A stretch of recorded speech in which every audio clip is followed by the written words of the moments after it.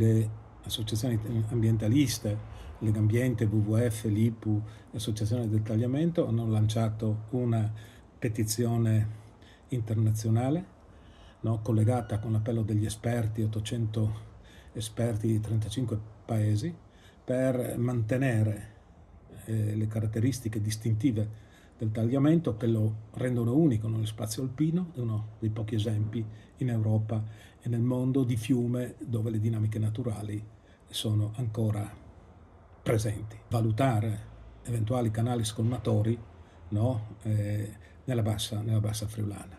Naturalmente bisogna completare l'opera di diaframmatura degli argini, perché il vero pericolo nella bassa è la fragilità arginale.